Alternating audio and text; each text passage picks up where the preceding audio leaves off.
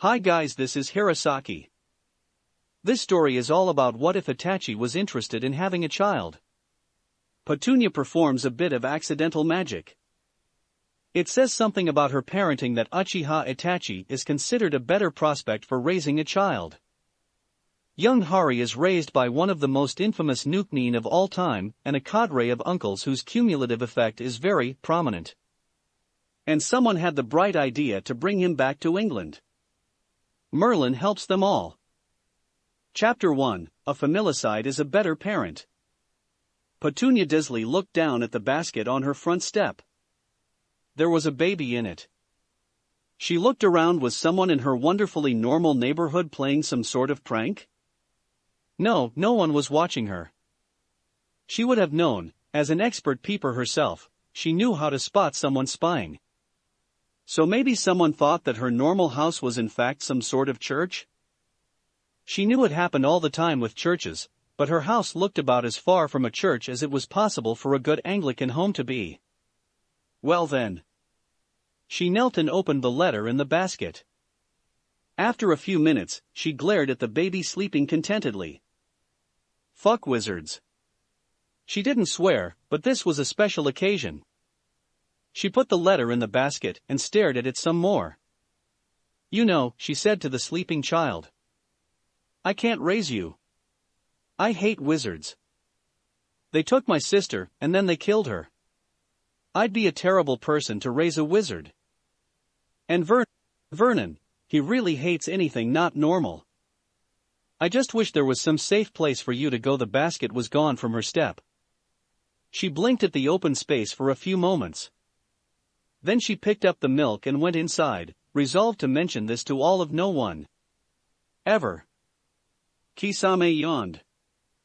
It was too goddamn early in the morning to have to be awake, but the life of the nukenin was filled with unexpected hardships. You think that once you quit your village, you're free to do as you like, and then you discover that you need to pay the bills, and so you have to take jobs you don't want anyway. Next thing you know, you're waking up just as early as before, only now you don't have a warm bed to sleep in first. Still, people got much less bent out of shape when he killed civilians, so it was better. Madara had given him an interesting partner too. It was a real trip for him. His partner was 13. Seriously. What the hell? And to top it off, the kid was ex-ANBU, and had murdered his whole family in one night before escaping his village with no one the wiser. Even that freak Momochi hadn't been that messed up. Kisame was confident in his power, but he wasn't afraid to admit that Itachi scared the shit out of him sometimes. There was a rustle in the bushes. That would be his partner coming back from a morning ablution. Kisame looked up. Then he blinked a few times, just to check his eyes were working. He tried pinching himself. As a last resort, he dumped a tenth of his chakra into a dispelling. At last, he decided to admit that this seemed to be real. Itachi, he said to the stoic youth. Is that a baby? Itachi looked down at the bundle in his arms, and then up at Kisame. Yes. The three of them entered the main tower in aim. There was the usual silence from Itachi, but Kisame was not engaging in banter of any sort. They rode the lift up to the central chamber and stepped inside to face the man who called himself Pain. Leader Sama, said Kisame. He paused. How the hell did he put this to the man pretending to lead a terrorist organization? Then he decided to just get this over with. Itachi brought a baby back with us. The orange-haired man with piercings adorning his face blinked. Eyes filled with rings looked around as though searching for the prank. What? Yeah. That was pretty much my reaction too. Kisame admitted. I'm going to raise him, interjected Itachi. Nostalgia. When he received blank stares, he went on, my little brother would be about this age now. And?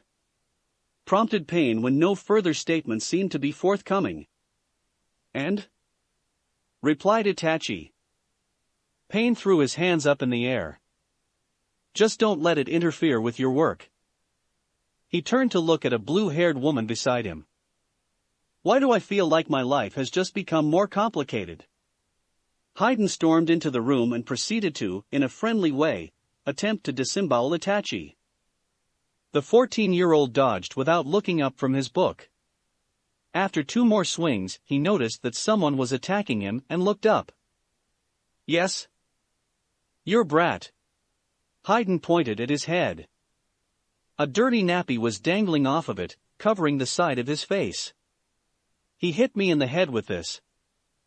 Itachi looked at Haydn neutrally. Alright, so I was saying to him that I was waiting for him to get old enough to be scared, and then I'd sacrifice him, but still. Stare. And then his stupid cloth comes flying off his ass and smacks me in the face. Stare. Haydn growled. That's the whole story. You're saying, Itachi asked slowly, that he managed to somehow just move his napkin from his body to your face? It flew off him, yes. Flew? Not like he tossed it. No. So why do you think it was him? There wasn't any other fucker in the room, was there? It had to be that little shitmaker. I see. Just for your own safety, a question, did you hurt Hari? Fuck no. I know what'd happen if I did that. You don't care if I take a few swings at you, but if I cough at the little bastard, you'd cut my dick off and shove it somewhere. I figured a few threats were okay though, you know? I see. Itachi walked slowly from the room. As he did, his foot accidentally slipped and smashed into Haydn's groin. Don't threaten my son, Haydn. Leader-sama? Pain looked up from his map of the world to see Itachi at the door. Yes? Apparently Hari is doing something odd. I don't know how, but he managed to fling his soiled napkin into Haydn's face without removing it. Or something like that. Haydn is indisposed at the moment, so I can't ask further questions. Kisame, standing beside the map, started to snicker. As odd as that is, Itachi, said Pain. I can't help but wonder, why are you coming to me? I was hoping you'd take a look at him, Leader-sama. To see if there is anything to see. He finished lamely. Pain sighed and walked around the map table. All right then. Kisame, do ask Kakuzu to please have a word with Haydn. I would like the 2 of them in working shape for this afternoon. The 2 Jujutsu users left the room together. I'm sorry about this. That was all the Leaf team heard before things went horribly wrong for them. For 2 of the Chunin, it was the last thing they heard. Their heads became detached from their bodies and rolled on the road. For Jian, it was merely the last thing he heard before the whole world went dark. When he opened his eyes, it was to a dark cave, and one of the most infamous ninja to ever come from Leaf Village. He whimpered and wet himself. What do you want? I have a deal to offer you, replied Itachi. You use your Byakugan to tell me what's wrong with this child, and I'll leave you alone. Or you can be stupidly brave and I torture you to death. Then I go back to Leaf and find your immediate family and torture them too, just to be sure. Your choice. He gave a slight smile which had all the warmth of a shark's. He'd been taking lessons from Kisame. Itachi had taken the step of kidnapping a Hyuga simply because Leader-sama, with his Rinnegan, had been unable to identify exactly what it was that was wrong with Hari. Sort of. He was able to tell that Hari had a very developed set of chakra coils, far more than an infant should. Itachi smiled at that. His son was going to be a powerhouse someday. That had probably been why something had been flung. Maybe. But Leader-sama had also spotted something in that odd scar on his son's forehead. Leader-sama hadn't been able to explain that and had recommended consulting the Hyuga. Jian activated his Byakugan and looked at the toddler presented to him. It was about 2 years old, give or take, though its chakra network was far beyond that and resembled an adult's. Messy black hair and pale skin suggested that this was the son of the infamous ninja, but the boy had bright green eyes and everyone knew that Uchiha only had coal black ones. Except, of course, for the Sharingan. If I had to guess. You don't. Itachi smiled without mirth. Be certain. Right. Jian tried to focus. It was difficult. For some reason, he kept seeing his own death. That can't be right. It looks as if he turned his face to Itachi. I think there's a person in that mark on his forehead. Wait, no. He held up a hand. Not a person exactly. Maybe a bit of a person? I can see part of an independent chakra network that's partly grafted into his. So I guess, it's the best way to put this. Maybe a bit of a soul in there? Or something. It's not something I've seen before or anything. Itachi stared at Jian until the older male shivered. Interesting. I'm not sure it's actually a soul. It's definitely part of a chakra network. I can't think of any way for that to happen at all, honestly. So, I'm unfortunately having to make some assumptions. I know that grafted limbs just become part of the recipient's network, and this is clearly an extra network thing. Jian focused on the subject and let himself ease his worries as he did. A soul. Itachi looked up at the ceiling. Very well. He nodded at Jian. As promised, I shall leave you alone now. There was a meaty thunk as a kunai slammed into Jian's chest, spearing his heart. Your corpse will find itself quite alone in this cave, especially after I collapse the entrance. Itachi patted the man on the head as the man coughed blood and died. Itachi stared down at the body. Then he blinked. The man's eyes weren't fading. He could not be that lucky. But yes, the eyes still gleamed to his sight with the mark of the Hyuga. Well then, he murmured as he knelt. Waste not, want not. His hands glowed. Itachi, said Kisame as the young man entered their rooms in the AIM Tower. Yes? Is the kid wearing a blindfold? No. It looks like a blindfold, Itachi. His eyes are covered by cloth wrapped around his head and everything. It's not a blindfold. I'm going to regret this. What is it then? Bandages. Kisame sighed. And why does your brat have bandages across his eyes? Because he's healing. I'm going to need a little more here, Itachi. I may have performed some field surgery. Why? I found a spare set of Byakugan and decided that I shouldn't waste it. You found a Byakugan? 2 of them? Yes. Did you tell Leader Sama? Yes. All right then. Kisame shrugged. Itachi had always been a freak, but since he adopted the kid, he'd become a little less randomly terrifying and a little more just odd. Unless something threatened Hari, then he was scary as fuck. A soul in his head? Pain sounded skeptical. That's what the Hyuga said. The orange-haired man shrugged. Okay then. Another orange-haired figure stepped from the shadows. Like Pain's primary body, it had black metal rods shoved through its flesh. It reached out and pressed a finger to the livid scar on Hari's forehead. Well, that's odd, the 2 Pain said. What is? I can speak Snake now. What? Yeah. I don't get it either. But I just learned Snake. So I'm going to go do something that doesn't involve your son for a while. Maybe the world will go back to making sense.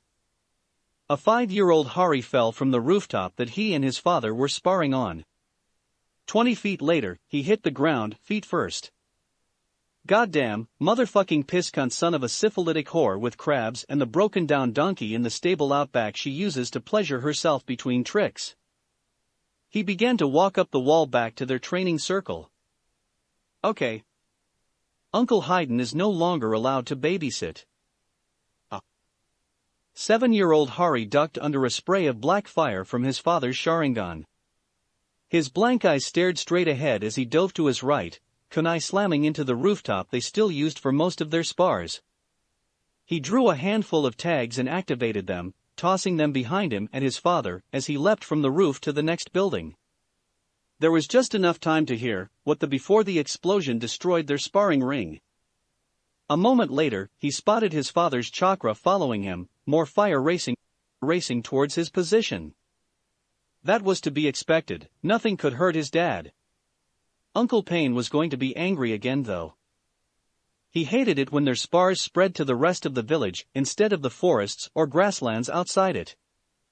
There was just enough time to avoid the 3 fireballs that set the roof on fire as he jumped to a third building. Maybe it was time to try something else? He turned as he jumped and his hands flashed through a series of signs.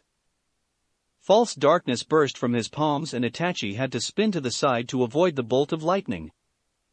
Harry fired a second one and turned to focus on running while his father got out of the way. Uncle Kakuzu hasn't been keeping me appraised, I see, his father's voice said next to his ear. Then things went dark. 10-year-old Hari walked beside his father and Uncle Kisame as they returned to aim. It had been a quiet mission, which meant that none of them had been forced to actually work killing the bandits that attacked. Uncle Kisame had been really nice and let Hari have his share too. While Hari had been with his father on jobs pretty much since he was found, he had begun taking part after he'd nearly hit his father with false darkness 3 years ago and had been informed that if he was ready to use A-ranked techniques in spars without feeling tired, he was ready to deal with untrained bandits.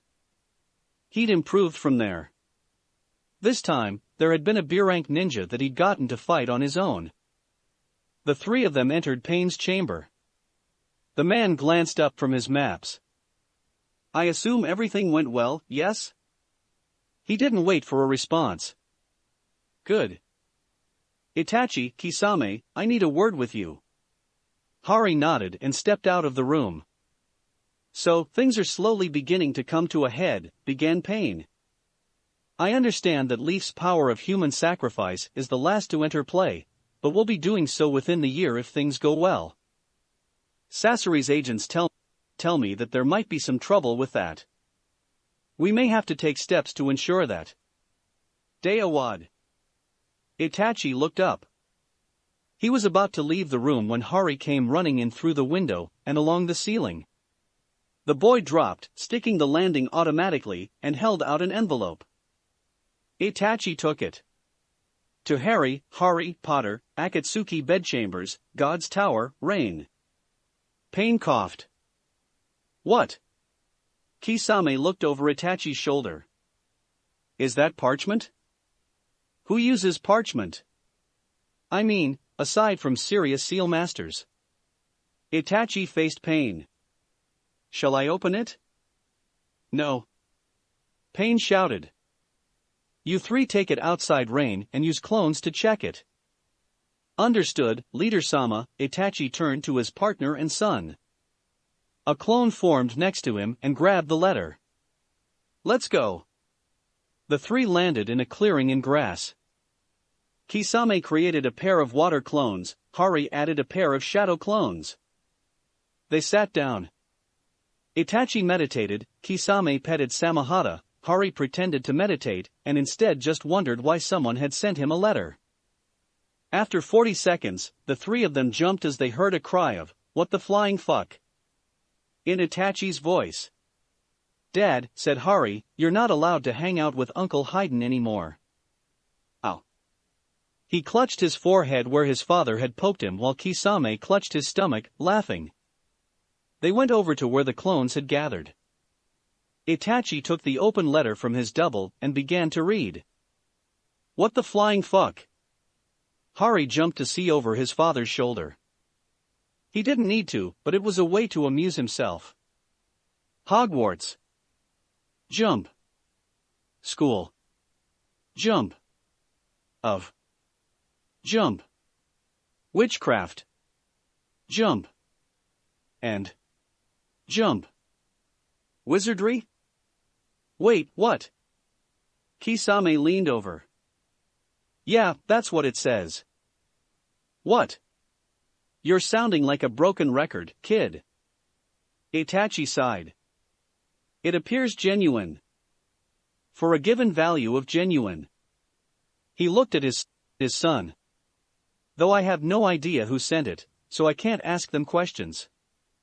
You mean like if they're serious or just fucking with us like some teenage girl being toyed with by an old man with money and experience who's just using her for her body and plans to discard her like used trash when he's done? Sigh. Yes. I'm going to hurt Hayden again. Further discussion was cut off as there was a burst of flame beside Hari. The bird that appeared got off half a squawk before false darkness, a great fireball, and Samahata turned it into a mangled bunch of feathers, which then caught on fire and burned to ash. I'll bite, said Hari. What was that? No idea, muttered Kisame. But is that pile of ash moving? He poked the pile with the tip of Samahata and revealed a small chick with the red-gold plumage of the bird they had just killed. It appears that it didn't die. Itachi leaned down and poked the thing with a finger. By all indications, this is a chick of the same species that we just turned to ash. Odd. The bird burst into flames and disappeared. The three looked at each other. So, we have your son being invited to some school that teaches. Kisame snickered. Magic. And a bird that appears in a cloud of fire instead of smoke and doesn't die when we kill the hell out of it. Somehow, this feels about normal for us. Unfortunately. So, said Hari. What do we tell Uncle Pain? Itachi frowned. I have no idea. There was another burst of fire. This time, all three just watched as the bird appeared, flapping its wings in a desperate attempt to hold itself aloft, while carrying a letter bigger than itself. Itachi formed a clone which took the letter from the bird. It immediately dropped to the ground, panting. Kisame watched as his teammate read the letter after his clone checked it. At the same time, Hari was using a technique Kisame and Kakuzu had taught the boy to create some water for the bird to drink. It was impressive progress. Just a year ago, the kid would have turned the bird into a pile of bloody meat with that move. His adoptive nephew, the kid had ended up growing on him, had so much power in his coils that it was always amazing that he was able to develop such control. Kisame was actually a bit jealous. HN. Kisame looked at his partner. That was unusual. Itachi rarely devolved into the feigned Uchiha communication form. It was one of his best traits. It appears that we will be having visitors soon who will be able to answer questions. Yeah. So, it seems. The bird vanished and returned in two more explosions of fire. This time, there were two people with it. One of them had a comically long beard and a strange smile. Hello, my name is Albus Dumbledore. 3 weeks later, Hari was back to his usual routine while waiting for the school year to start. It had been an interesting meeting. The middle-aged lady, just out of cougar years, according to Hayden, had stared at Kisame, first in horror, and then in a sort of predatory fascination that had seriously disturbed the giant nukenin. The man who introduced himself as Dumbledore had explained that they wanted Hari to attend the school his parents. Hari had been quick to interject that these were merely the sperm and egg donors, to Dumbledore's quiet dismay, had attended, and that in doing so, he would be able to learn how to wield magic. His father had been unusually quick to agree, but perhaps he wanted to see what his son would learn. His father had said it was something about spending time with people his own age or something like that, but Hari had taken it in stride. His father was a busy S-rank ninja and eventually would not be able to take care of him all the time, so learning extra skills could be useful. He jumped straight into a double backflip, avoiding air pressure and intelligent hard work. Uncle Kakuzu seriously needed someone to help him make up better names for his attacks, that turned the training field into a little pocket of hell. Hari began something he'd been practicing for more than a year. His hands blurred into signs, each working on a separate technique. He spat a water trumpet at his uncle and tossed in false darkness before landing and running for cover, using his Byakugan to keep an eye on the man while he conjured a water dragon and earth dragon to leap out at his uncle. Moments later, he was forced to avoid false darkness coming at him as one of Uncle Kakuzu's hearts flanked him. The water heart was probably out there too. Joy.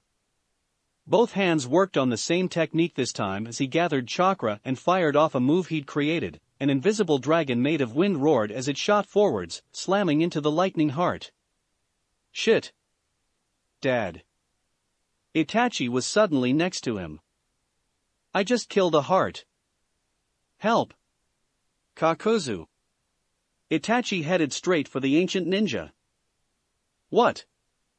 I think we can call this spar. Why? My son just obliterated your heart. He what? Indeed. Well shit. Kakuzu recalled his hearts. Sonofa. Hari. He glared at the figure in the distance, which was poised to run. You killed my lightning heart. Do you have any idea how annoying that is to replace? Heh. Hari grinned sickly. Kakuzu sighed. Good work, brat. Then he was suddenly in front of Hari and punched him in the face. When you wake up, I've got nothing. I've got a heart to replace, see you Itachi. He walked off, muttering curses. Itachi walked over and poked his son.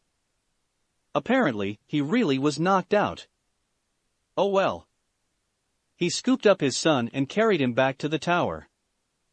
When Hari woke up, his father was sitting by his bed. So, I've decided you should go a bit early. It will be good for you to have time to get used to the place you'll be spending time. Besides, it will give Kakuzu enough time to cool off. They left us a thing they called a portkey they said would take you there. You can handle yourself. Think of this as a vacation. Try not to attract too much attention, like I've taught you. In other words, don't be Uncle Haydn. Or Uncle Kisame. Or Uncle Deidara. You know something, just be me or Uncle Sasori. In control, in other words. Chapter 2, Uncle Haydn's Influence at Work. A week later, Hari had managed to do his shopping, a good bit of learning, and made a shopping list he intended to fill before going home. The library had been full of fascinating books. He was truly in awe. He also had a trunk filled with random books that had looked interesting. It had been an experience getting his wand. He had been told about wands and, on the advice of the odd smiling man, brought with him some things from his home, just in case they were needed. They had been. The strange man who ran the wand store had been possibly the oddest person he'd ever met, including his uncles. He'd been strangely disappointed when Hari hadn't reacted with a specific wand. In the end, he ended up having to make one for Hari from materials he'd brought. His father hadn't told him where he got them, or what they were, just that they were good choices. The old man had identified the wood as Kanahana, some sort of magical peach tree or something. He'd been revolted by the other component offered and had taken it only when Hari had started getting angry and the store had begun to fill with wind. Hari wasn't sure why the wizards made such a big deal out of wands anyway. He'd tried a few spells out of the book of spells he'd had to buy for school, and they'd worked easily enough. Without the wand. He just pointed and focused. People always put so much stock in things like that. He'd been working on getting rid of hand signs for his techniques for the same reason. And it had been such a trip, seeing all those people out there in the city. He'd seen more people in a day walking around than he had in his whole life, including one stealthy trip into Leaf to look in on his sort of brother. This train station was amazing. Only Snow Country had anything even slightly like this, and it was still in the beginning stages. Thankfully, someone had included in the letter about school supplies how to get onto the platform. He didn't really enjoy the idea of standing around in the station, surrounded by things he didn't understand. Instead, he was sitting in a compartment on the train, feet up and relaxing comfortably. They had been moving, and it was faster than even his dad could run, for 20 minutes at least, when someone decided to open the door to his compartment. They're saying HarryPotter is on this train. Are you him? Hari looked up. He'd seen the boy coming, of course, but still. Aren't you rude? Rude? Just barging in. What if I'd been a couple getting in a bit of unsupervised time fucking? Don't you think it'd put the mood off if you came in and stared at her cunt while he's trying to get his rocks off? Anyway, no, I'm not. Though if you want to see that, you could try 3 doors down the train on the other side. They put up some sort of thing that's keeping out sound, but they're rutting away. The door slammed. Harry smiled to himself and leaned back, watching the two and noting that Aunt Conan's book collection never mentioned some of the more gross aspects of the activity. Still, it was interesting, if only because he described it so often using words Uncle Haydn had taught him. He supposed he'd understand the fascination in a few years. For the next hour, he amused himself by spying on the train, watching to see who was talking to whom, and, quite often, reading their lips. Uncle Sasori had taught him that skill as part of the year they spent on intelligence gathering. His taciturn uncle often complained at how unfair it was that he could use the Byakugan for the task to read the lips of everyone in an area all at once. Then the door opened again. This time it was the bushy-haired one he'd seen going from door to door, asking about toads. No, he said before she could open her mouth. I've seen no toads around here. She gaped at him. Is there something else you want? He asked, his eyes still closed. Oh. No. Wait, how did you do that? Do what? How did you know what it was I was going to ask? He just smiled at her. Aren't you going to tell me? Nope. Are you a first year? No. I'm a 7th year. I have a glandular problem thanks to my parents' families both practicing incest for generations. Thank you for commenting on it though, bitch. Thanks for reminding me. I am so sorry. She backed out of the room and closed the door. Why did Dad want me not to hang out with Uncle Haydn? This is a blast. The rest of the train ride was mostly quiet. Some red-headed twins had come in and, from his spying, he'd known they were planning on pranking him. So he'd swapped their prank into their pockets and listened to them scream outside the door as whatever it was they'd planned happened to them. Otherwise, it was peaceful for him. He got to watch 3 more couples engage in sex, one of them homosexual. There were also 4 fights, 2 couples breaking up, 6 blackmail plots in the works, and more gossip about who had the biggest tits/most dreamy eyes than he had ever wanted to know about. When the train stopped, he got up and walked outside. He figured someone would get the luggage to the castle or not. Either way, anything important was stored in the tattoos on his forearms his father had gotten him when he completed his first mission. Some freak bigger than Uncle Kisame was calling for first years in a strange accent. He shrugged and walked that way. The man looked like someone built way over scale whose brain hadn't been included in the upgrade. He could see it was normal-sized, possibly a bit on the small side. Oh well, Uncle Zetsa's white half was like that and was still really nice when it wasn't hungry. He didn't bother getting into a boat and just trotted along beside them on the surface of the lake. Uncle Kisame had explained that boats were for civilians. Uncle Haydn had further explained that this meant pussy bitches. Since Harry wasn't a civilian, that meant he didn't use boats except for water that would be stupid to try and cross. Like snow country. Even Uncle Kisame would use a boat there to avoid becoming a shark cycle.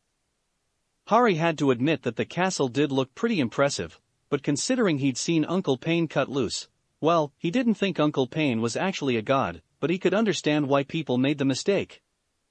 Compared to that, it was just a big pile of rock.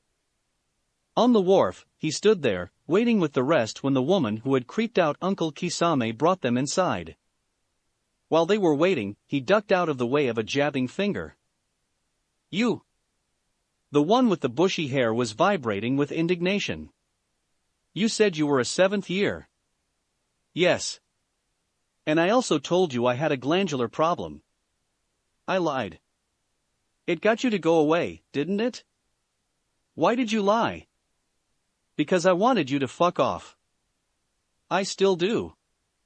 Harry turned to face her, his eyes hidden behind the curtain of black hair he allowed to grow out. So please be quiet. The girl instead went on a tirade that only ceased when ghosts came through the wall. Harry wasn't surprised by them, since he'd seen them coming, but had been surprised that they were actually ghosts and could bypass walls. That wasn't normal. He had to know how they did it. Before she could begin again, the woman came back and ushered them into the large room with all the students. It was interesting to see how the chatter changed on school grounds. They spoke more about gossip and less about plots. Certainly, the two who had been central in the plotting of several of those escapades were instead discussing the stars for a class later in the year. Harry watched as a hat was placed on a stool. Apparently, this was some sort of sacred ritual used to determine the fates of children throughout life. He was fairly certain that this was one of the stupider ways it could be done. Wait, was it singing? That was really odd. And one of the adults had a foreign chakra network on the back of his head. How strange. Harry was pretty sure he remembered his father saying he'd had something similar on his forehead. Perhaps it was a common condition? He'd ask the medic. The sorting, and it had a capital letter to it, continued peacefully until Potter, Harry. The uptick in mutters was more interesting since he could read them. 3 tables mostly were curious and 1 table mostly wished he would die right there. Potter, Harry. The woman stormed over. That's you. HM? Oh. Right. You people are weird. I was expecting to hear my real name first, since you guys were doing everything out of order. What? Well, you people are disrespectful and use given names first and treat family names as something separate, so I thought you were going by that and so was expecting that you'd skipped me. What? You know something? No. Just go put the hat on. The woman's voice grew clipped. Fine. Harry trotted over and dropped the hat on his head. It didn't even settle before screaming Slytherin. The room went silent. Into it came, damn it. The words echoed through the hall. Harry plucked the hat from his head and dropped it on the stool as he rose. I guess it was to be expected. He shrugged and trotted over to the table of silver and green. The whispers started up about the time he got to the table, and found that there were suddenly no seats. So he slipped his hands between 2 students and moved them apart to take a place on the bench. We don't want you here, Potter, hissed one of the boys he'd moved aside. In the background, the sorting had started up again, with the stern lady's voice shaking a bit. Why ever not? Harry looked at the larger boy. He was easily half again Harry's height and weight, and was glowering down at the trim figure with long, black hair. Are you stupid? Snapped another as someone was sorted into Hufflepuff. No, Harry smiled over at the dark-haired boy who'd spoken. Perhaps you could explain? You killed the Dark Lord. I'm sorry, you'll have to be more specific, replied Harry mildly. I know my tally isn't up to my father's, or even my uncle's, but I have killed quite a few people. Which one did you have in mind? The Dark Lord, growled the first one to speak. The greatest wizard of all time. No, I don't remember him. You were an infant at the time, of course you don't remember it. That was from Malfoy, Draco. Harry remembered him as the idiot who'd asked if he had seen Harry Potter. I killed someone when I was an infant. You were one, spat Malfoy. My dad is going to be so jealous. I've got to tell Uncle Hayden. For some reason, the rest of the students at the table stared at him oddly. My father's a legend and he didn't kill anyone until he was 6. And this explanation didn't seem to be clearing things up. On the upside, people decided to be quiet for a bit. The odd old man, Dumbledore, Harry recalled, stood up. He was rather pale and stumbled over his words for a moment as he looked at Harry. So, I have a good number of announcements to make, but we're all hungry, so it can wait until after we've eaten. Nitwit, blunder, oddity, freak. Thank you. He waved his hand and food began to appear in the middle of the tables. Harry glared at it. What is this stuff? Several of his erstwhile housemates looked at him. Food. This isn't food. This is what happens if you let an instant ramen cook loose on the world. Is there anything vaguely resembling nutrition in any of this? He picked up a fork, a device he'd only come into contact with in the past week, and prodded what appeared to be a giant lump of meat that had been drenched in its own fat. He'd been living in London for the past week and had found that the joys of a migrant community meant that he'd had access to at least some real food. He sat back and watched as those around him began to eat with what could only be described as gusto. Uncle Haydn ate that way. So did Uncle Kakozu sometimes. Uncle Zetsu as well, but his father had explained that Uncle Zetsu was a special case. Instead, Harry occupied himself with reading the lips of those around him. It was quite disturbing to discover that approximately all of the conversation in the whole hall involved him and his sorting. For some reason, people felt that this might be a bad sign, because it involved the house that had been declared dark. Harry wasn't clear on this, but Slytherin seemed to be evil because some bad person had come out of it. Or something.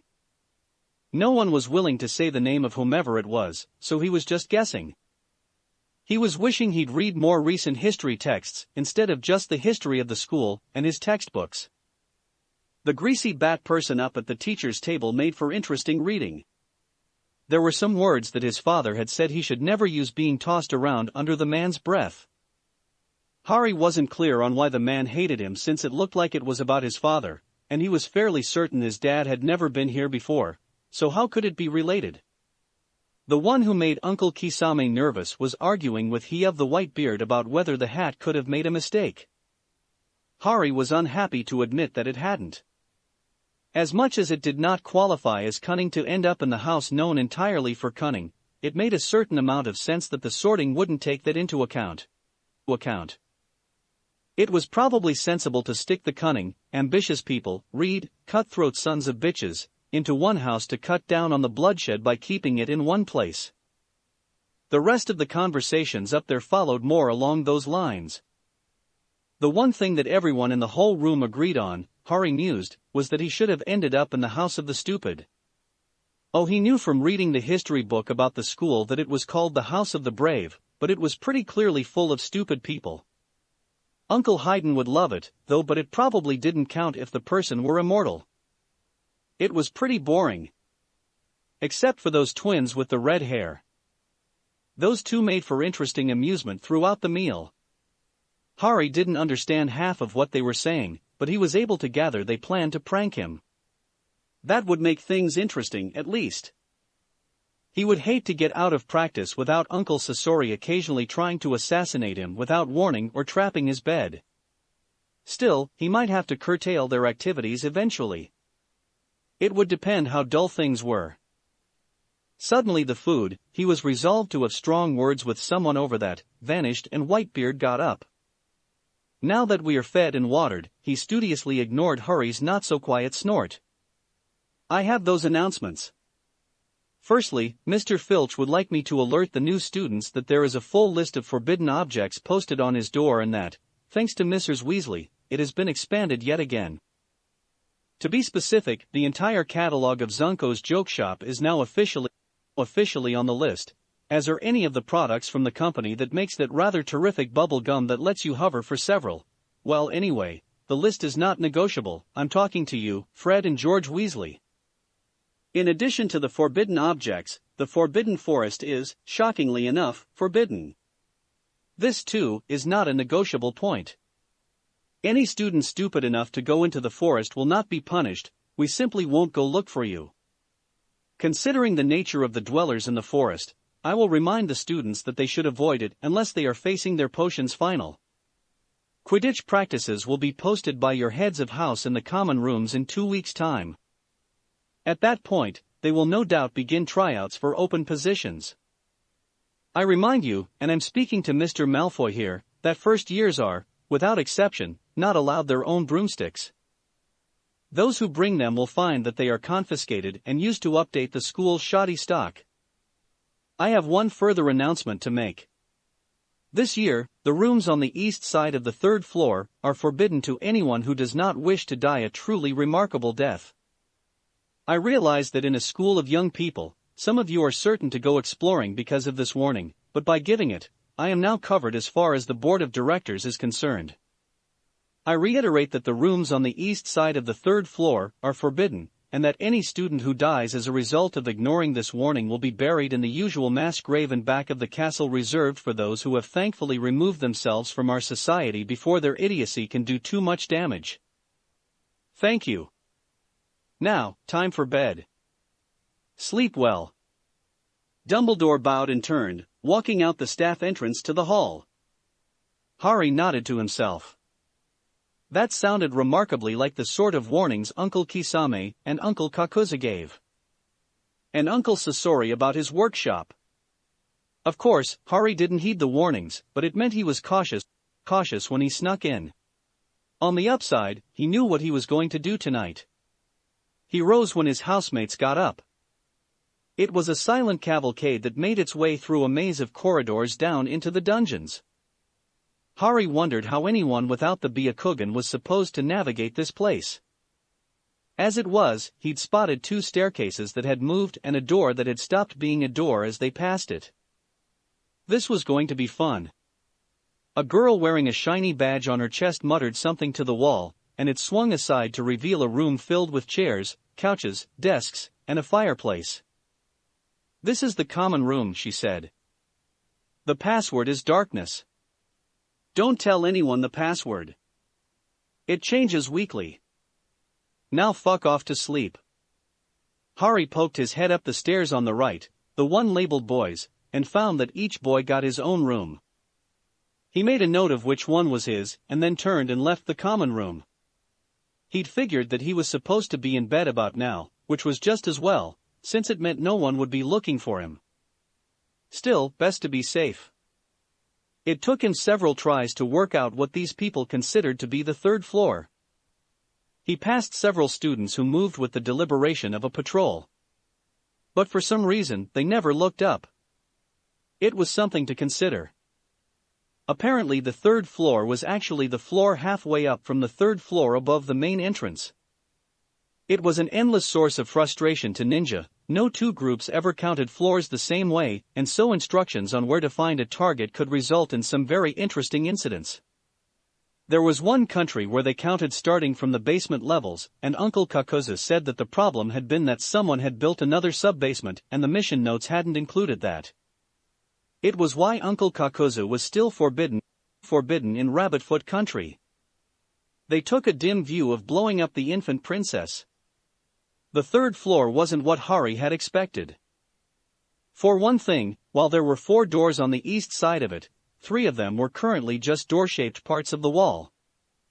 He could see marks on them that he guessed meant that they could be doors, but at the moment, they were not. And inside the last door. Uncle Payne? Well, alright, it wasn't Uncle Payne, but there was a giant dog with 3 heads. That was sufficiently similar. He was going to have to write Uncle Payne to find out if someone had stolen one of his pets. He walked down the wall and opened the door. That wasn't one of Uncle Payne's. None of them barked at him. He'd take another look later. Right now, he was going back to his new room to sleep. Chapter 3, Ferreting Out His Place. Harry woke to the sound of someone approaching his door. Then it opened and someone was doing something to his bed. Without more experience with magic, he would only be guessing what it was, but it probably wasn't someone wishing him well. People rarely did that without warning to a sleeping person. He dropped down once the door was closed. To be fair to the person trying to harm him, it wasn't as though he slept in his bed. Not for years.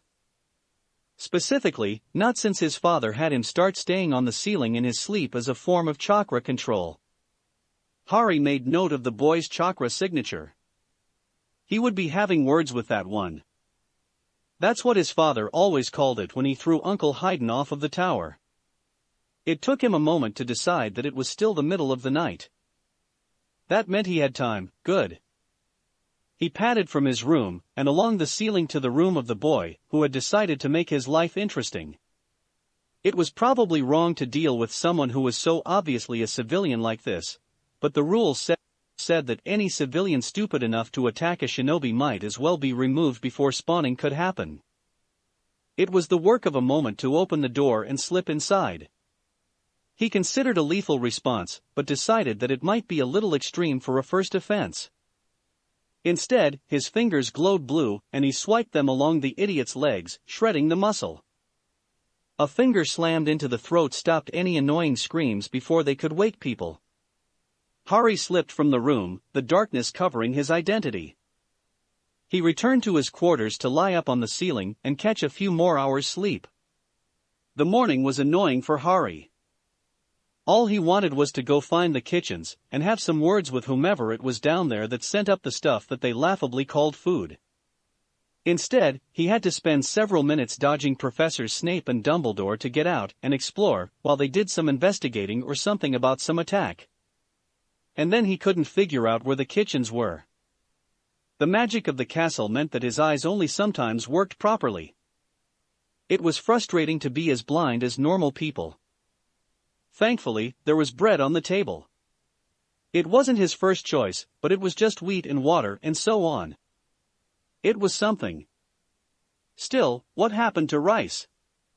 It was a staple grain, wasn't it? He'd managed to avoid English cooking during his time in London, so this was his first discovery of the unhappy subject. He missed London, with the communities from China and India and their rice. And that was to say nothing of the filth they drank. Sugary juice wasn't bad, that was a source of energy, but the juice of a squash? Really? And their idea of tea was just disgusting. Heavy milk in overbrewed waste. Where were you, Potter? Snapped the greasy one. Harry looked up. He'd seen the professor approaching, and had chosen to ignore the man in the hopes that he wouldn't want to talk. There was something decidedly unpleasant about his attitude. Could you be more specific, sir? He asked. I have been alive for 11 years and consequently in quite a lot of space. This morning, Potter. When the house was being questioned. The greasy one's face was reddening. I didn't want to be bothered, so I went looking for the kitchens. Harry replied mildly. Could you tell me where I can find them, sir? I looked around and I was unable to work it out. I'd like to talk to them about seeing if some proper food can be arranged. Detention, growled Snape. This must be a record. Even your arrogant father didn't manage it on his first morning. I don't think my father ever served a detention in his life. It's bad form to attend them, sir. It shows lack of skill. Harry cocked his head. And you are wrong, he was assigned detention his first morning, so was everyone else. Every day too. Good practice avoiding patrols, I think he said. Snape snarled in inarticulate rage and stormed off, muttering. Harry was amused at some of the inventive phrases. Though he wished the man would stop saying things about his father. He was still sure his father had never even been to England, and so it was surprising that people managed to hate him here. At least he knew why people were scared of him back home. Here, it was just strange. Good morning, students. Beard Man was decidedly cheerful for early morning. Harry was not a morning person so much as he was a person who liked not being cooked. Since his father's idea of dealing with someone sleeping in was to set the bed on fire, he'd learned to be awake in the mornings. Welcome to your first day at Hogwarts. Welcome to the first day of the new school year to our returning students. I'm sure all of you are eager to be going to classes, so you can get your homework, so I won't delay too long with announcements. He was apparently unaware of the general poor response to his statement. Your head of house will soon come by with schedules. Make sure to be on time to your classes, especially those of you who are first years. First impressions make a huge difference in how your time at Hogwarts will go. Those of you who make a poor showing, for example, will no doubt be hated by your professors and punished with subtle dislike and a myriad of special ways a teacher can make a student's life an utter misery. I'm looking at Miss Raid over there in Hufflepuff. In keeping with Hogwarts tradition, no prefect or professor will answer questions regarding locations of various key points of the castle including, but not limited to, classrooms, common rooms, the Great Hall, the entrance hall, Hogsmeade, the hospital wing, the Owlray, the kitchens, or the places out of the way of patrols where students can get themselves pregnant. I have so far managed to keep pregnancies to an unheard of low during my time here, and I wish to continue this trend. To that end, I ask that any young witch willing to put out please see the Mediwitch about contraceptives. Furthermore, I ask any wizard intending to partake in such activities to please see same about same. The wards are configured to alert nearby patrols to any such actions without protection, and I will remind those of you old enough to enjoy it that prefects patrol with cameras so that we can publish pictures of anyone who fails to maintain contraceptive safety. On the subject of clubs, we will be preparing a list of them starting next week. Classes start in 10 minutes and professors will be handing out schedules in 15. Good morning. He turned and walked out of the room, dressing gown flapping around his knees as he sipped from a cup of tea, a cheerfully bemused expression on his face. Harry snickered to himself as the first years looked around to find that no one seemed the least bit concerned about these statements. He glanced through the schedules in front of Snape for his, read it, and rose. He gave his peers in the house a cheery wave that they returned with glares, silence, rude gestures, and death threats. He felt like he was back home in God's Tower. Uncle Haydn liked to show affection. Harry was sitting with his feet on a desk when the rest of the first-year Slytherins trooped into the Charms classroom. "How did you get here?" hissed Malfoy. "I walked," replied Harry. "The human foot is eminently capable of enabling transportation." "Didn't you use them?" "Perhaps," murmured a girl he was pretty sure was named Greenass. What Malfoy meant was that you didn't wait for the professor to give us schedules, and so you shouldn't have known what class we have or where it is. "I read my schedule, same as you though," said Harry. "It said where the classroom is and everything." "But not with any point of reference," she replied. "And besides, you left before the schedules were handed out. So you shouldn't have known." "But I read it." She threw her hands up and sat down next to him. All the other seats on the side of the room that seemed to have been taken by Slytherin were occupied. Hufflepuffs began to enter the room. For the sake of curiosity, he began. "Don't talk to me." "Fine, fine. Just so I don't get it wrong, what's your name?" She was silent. He was about to try meditating when she responded, "Daphne Greengrass." He was glad he'd asked. It might have led to difficulties, as Uncle Kakuza called it, if he'd gotten her name wrong. Only Uncle Haydn thought that offending women was a good idea. Well, Uncle Kisame did when he was bored. The tiny man came into the room, clambered up a stepladder, and onto his desk. The man had a good deal of chakra for someone so small. Definitely not a child, despite his size. He climbed a stack of books which finally put him at normal height for a standing adult male, and took out a scroll of parchment. Harry tuned out the man reading names until he heard Potter, Harry, Thump. His eyes had been watching, and so he saw the man read his name and proceed to slip from the book, slam his head into the edge of his desk, and pitch forwards onto the flagstone floor. "Well," said Harry. He stood up and walked over to the collapsed man and poked him with a toe. "It appears class is dismissed. I do hope this won't be a trend." He tucked his hands in his pockets and walked out of the room, whistling. The Slytherin stumbled into the Transfiguration classroom to find Harry was once again sitting at a desk. This time he was leaning back with his feet propped up on the book they'd been assigned to purchase for the class. Also, why was there a cat sitting on the desk at the front of the room? "Hello again," Harry said politely. His eyes were closed and he appeared to be napping. "What kept you?" The bushy-haired girl was glaring daggers at the ones who were apparently delaying her class. The rest of her housemates seemed much less concerned. Daphne sat beside Harry. We had to find our way here. Some people didn't believe the announcement and tried to ask for directions. Instead of saying they didn't know or wouldn't tell us, they sent us to the dungeons. Sounds reasonable. Harry nodded, smiling sagely. A good test to see if you can understand false information. A little civilian, but probably good for you late bloomers. What? Daphne's response didn't have the inflection to it that made a question, it was too flatly confused. At least we got here before the teacher, muttered Malfoy. He ignored Harry's snicker. A red-haired boy covered in grime stumbled into the room and collapsed into a seat. That bloody Peeves, he grumbled. Good luck the professor's lazy. Harry almost fell out of his seat, clutching his stomach, his snorts muffled. The cat jumped down from the desk, turning into a woman as it did. I think you will find, Mr. Weasley, the woman said in a voice as icily cold as Uncle Payne's could be, that I am not, in fact, lazy. I would ask if you woke up in time to get to your classes today, but I already know that you missed your first period to stuff your face in the Great Hall. Your mother will, no doubt, have something to say about it in front of everyone come dinner time. She will surely be glad that she is not shouting at her older sons for once, though I suspect they will manage that soon enough.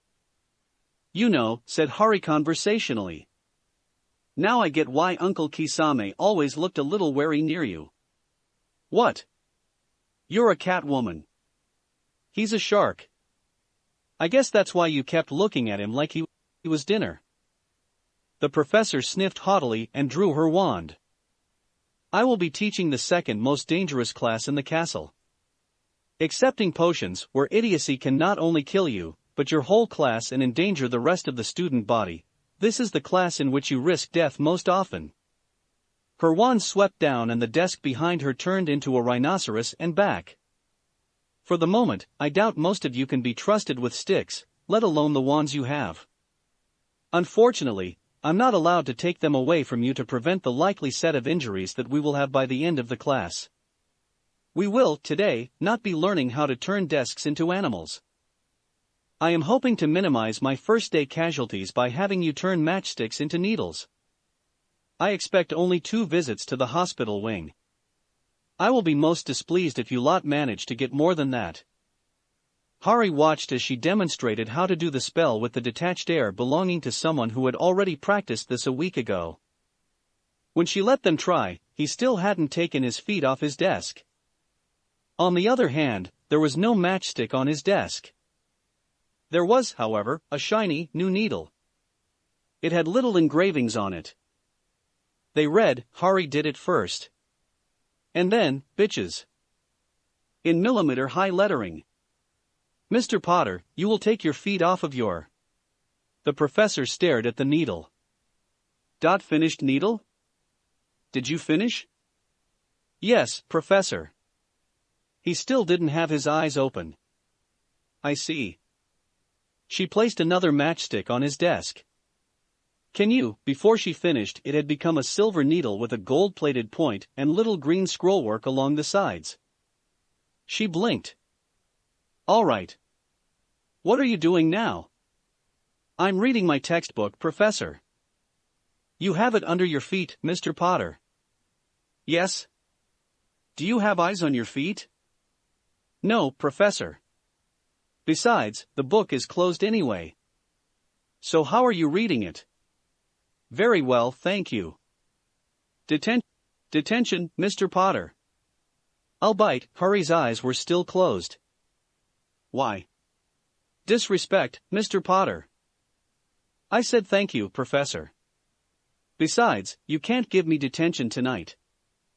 I'm already going to be not attending detention with Professor Snape. He paused. I suppose I could work you in also though. I guess it's not much harder to fail to attend 2 detentions than 1. McGonagall was beginning to twitch. 50 points from Slytherin. As you like, Professor. As the woman walked away, Harry calmly dodged a ball of rolled-up parchment. Automatically, he picked up the needle from his desk and flicked it behind him. The scream as it punched into Malfoy's eye surprised him. His uncles weren't such whiny pussies. The professor rushed over to examine the screaming boy. Daphne leaned over. What the heck, Potter? He flung something on his desk at me, so I did the same to him. Harry replied. But his eye? It's soft. Wait. How did you do that? Your eyes are closed. And? Gah. She turned and went back to glaring at her matchstick for all of 15 seconds. Then her head snapped around. Wait. How did you finish the Transfiguration? You haven't had your wand out. Is that necessary? Harry sounded genuinely perplexed. Yes. The matchstick on her desk turned into a golden needle and back to matchstick, this time made of hickory. I think you might be wrong. She began to twitch. Mr. Potter, came the professor's voice from behind them. Yes, Professor? Mr. Malfoy has been sent to the hospital wing. I'm not sure why you feel you need to tell me, Professor, but okay. He claimed it was your fault. Odd. What happened to him? He said that open your eyes when you're talking to me. He did so. What the bloody fucking hell? I'm sorry, Professor. Your eyes, boy. What about them? You're blind. You're blind. I am? Harry blinked rapidly. If you say so, Professor. That's a worryingly pale shade you've turned, though. Perhaps you should have a seat.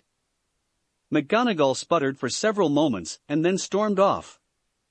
She never did get to figure out what happened with Malfoy, muttered Daphne. Didn't she? Huh. Harry's classmates tried to follow him when he left for lunch, but since he proceeded to walk along the banister of a staircase and jump to another one a floor below, they lost track of him.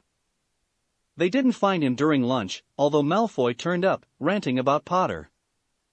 There was a divide between the majority of the house, who were angry with Potter for one reason or another, losing points, killing the Dark Lord, etc., and those who mostly didn't really care.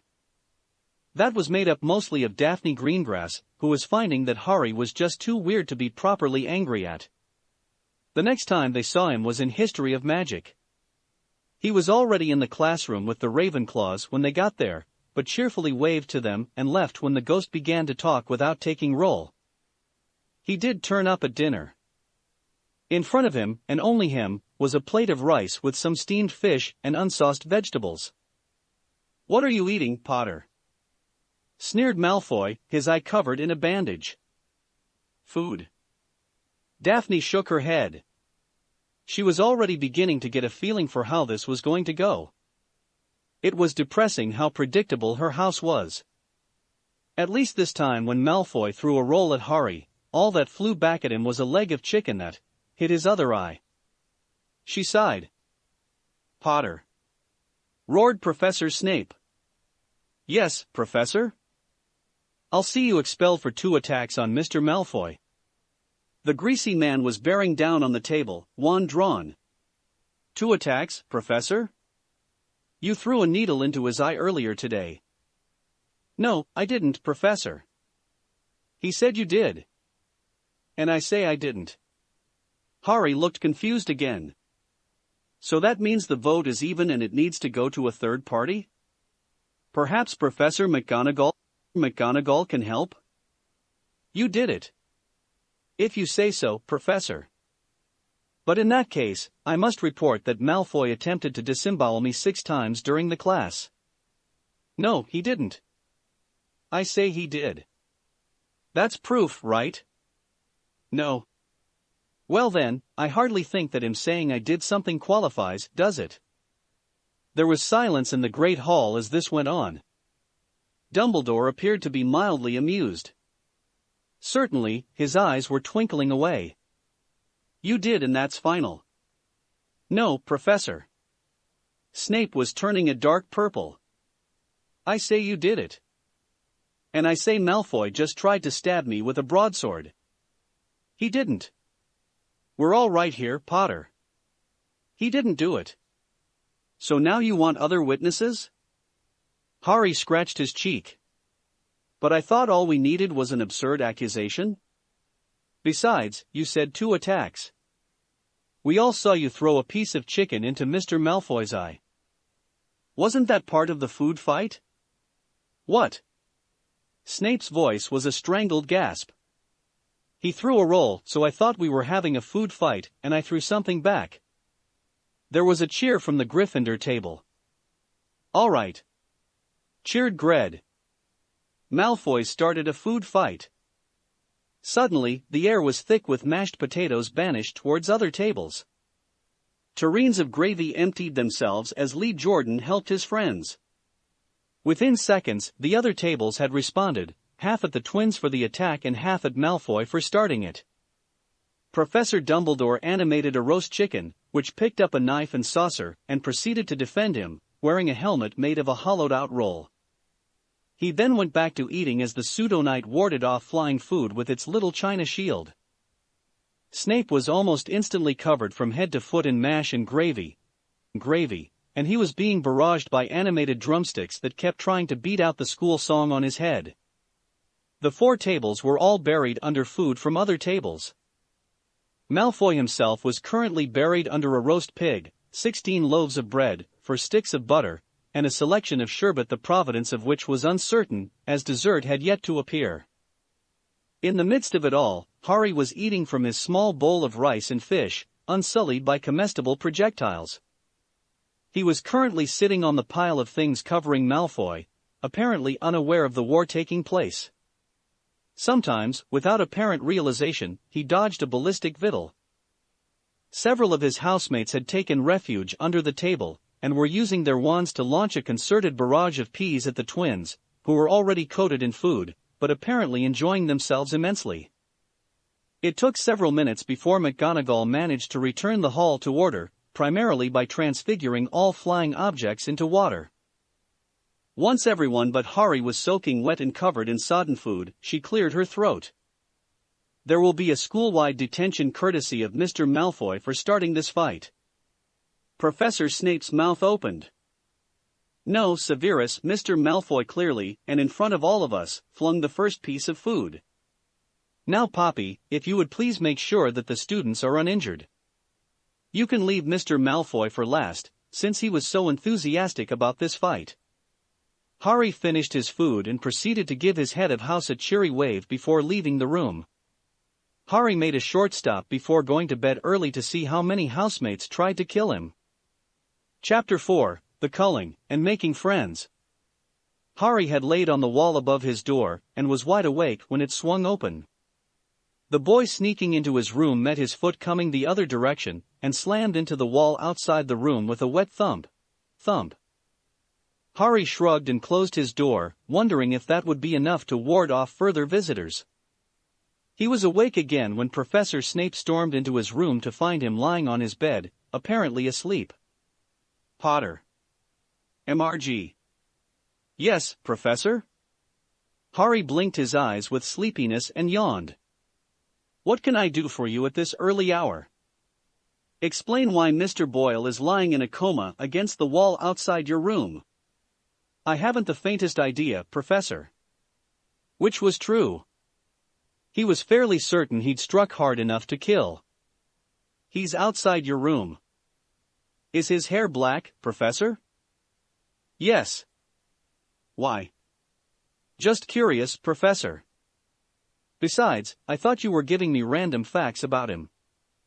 Harry swung his legs out of bed and rose. I know it's a bit early, but I'm going to go to breakfast. It's 2 a.m, Potter. You woke me up, so I assumed that early breakfast was being served. I woke you up because Mr. Dal found him lying there. Odd, said Harry. My room is at the end of a cul-de-sac. There are only rooms on this side of the corridor. What was Mr. Dal doing outside my room? Isn't he a 6th year and not a prefect? How did Mr. Boyle come to lie on the floor outside in a coma, Potter? I thought I already told you I don't know. I'm much more interested in why there were 2 6th years outside my room. He yawned. Since, as you pointed out, it is 2 in the morning, would you kindly go tend to your injured student and let me sleep? No, Potter. You will come with me to see Professor Dumbledore. This is 3 attacks already. I'll see you expelled. Harry shrugged. Then if you would let me get dressed? You've got your robes on, Potter. Harry shrugged and allowed himself to be ushered out of the room, idly noting the splatter of blood where his victim had struck the wall. How frustrating.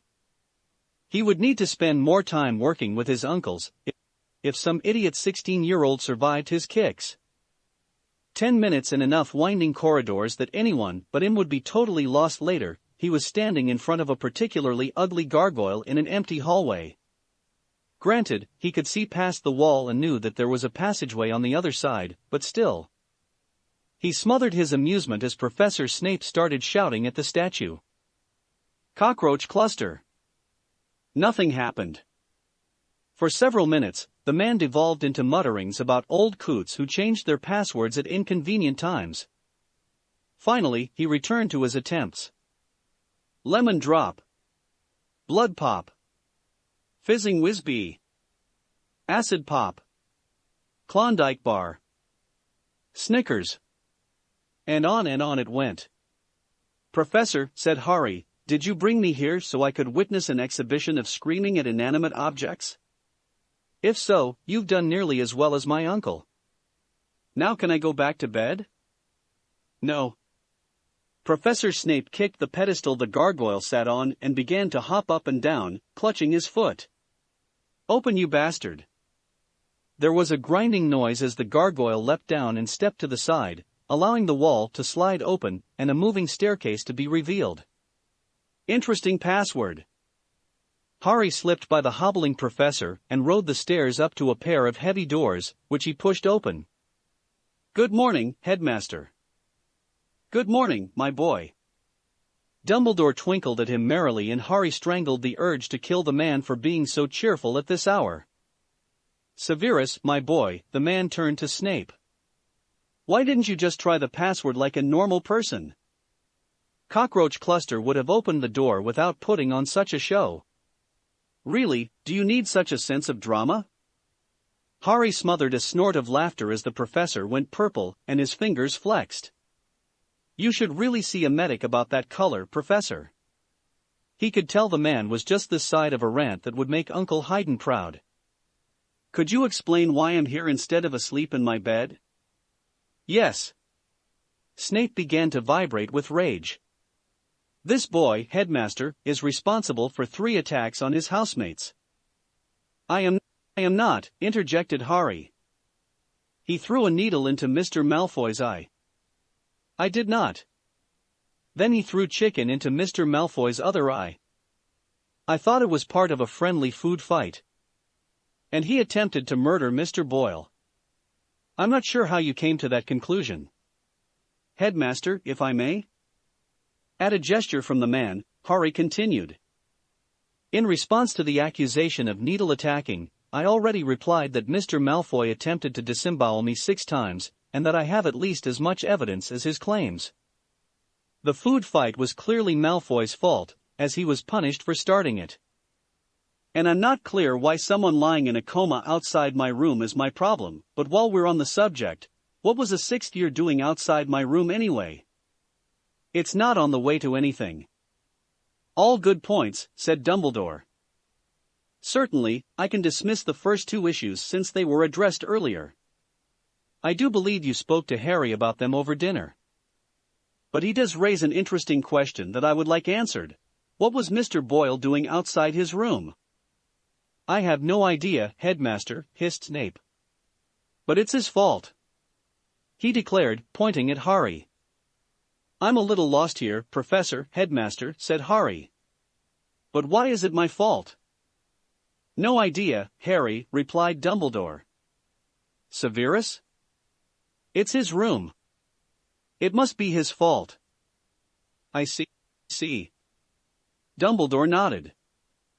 I'm sorry to see that your hatred of Harry's father has already begun to interfere in your professional demeanor, Severus. Harry, can you find your way back to your room on your own? Yes. Thank you, headmaster. Harry rose, gave his head of hose a jaunty wave, and proceeded to go to Fawkes. Hey there. Sorry about the lightning. He got a cheerful sort of whistle in return and left. As he closed the door, he heard behind him, honestly, Severus, could you be any less professional? Accusing one student of attacking another. 2 days of classes affirmed Harry's belief that the other students just weren't trying hard enough. For some reason, all of them were determined to find that they had difficulties with the simplest spells. And they had a fixation on wands that was worrying him. If nothing else, Uncle Haydn made sure that he was aware they were waving around little penises. The way they all worried about the quality of their wands suggested a far deeper issue to his mind. He was also certain that his most hated class was astronomy. Not only did he have no idea what any of the stars looked like around here, but he also had to deal with the fact that someone decided that it was a good idea to hold the class at midnight. He didn't even have the death of someone to look forwards to as a way to alleviate his annoyance. He might be a night owl when he was on a job, but the rest of the time he liked to sleep late. Especially when he could sleep a whole 4 hours straight because his dad wasn't around to set him on fire if he did. Though he was torn. History was impressively dull. On the upside, since the ghost teaching didn't pay attention, he hadn't bothered to show up since the first day. And of course, defense was interminable. If nothing else, he wished the stuttering man would stop trying to talk. It was annoying. Even Uncle Deidara didn't have such a frustrating verbal tick. He had his suspicions about the man though, because anyone in this culture where words were needed to cast spells would be dead if he tried to specialize in fighting and stuttered. His fellow students were no longer surprised to find Harry already in the room when a class was supposed to start. Despite having never been seen in the corridors, he had demonstrated a mastery of the castle that was second to none except, perhaps, Filch. No one else had managed to not get lost on a regular basis. Of course, he got lost all the time, but only intentionally so he could explore some part he hadn't seen before. And he had the advantage that secret passages had their requirements written in magic. In other words, they might as well have instructions for him to read. He rather enjoyed the Byakugan. And he was finally going to see what potions class was going to be like. As usual, he was already in his seat when the others arrived. He had his feet propped on a cauldron, and was apparently dozing. He waved at Daphne, who was one of the few students who seemed to tolerate his attitude. "Good morning," he said cheerily and in complete contravention of her instruction not to talk to her. "Potter." She sat down beside him, knowing that her classmates would raise a fuss if she sat somewhere else, and would thus subject them to being next to him, and thus in the line of fire of an annoyed professor. "Do you think that there's even the slightest chance you'll manage to avoid losing points this period?" Of course, assuming Professor Snape acts in a professional manner, and doesn't try to pick a fight with someone his intellectual superior. "Are you defining yourself as an intellectual superior?" she muttered. "Indeed.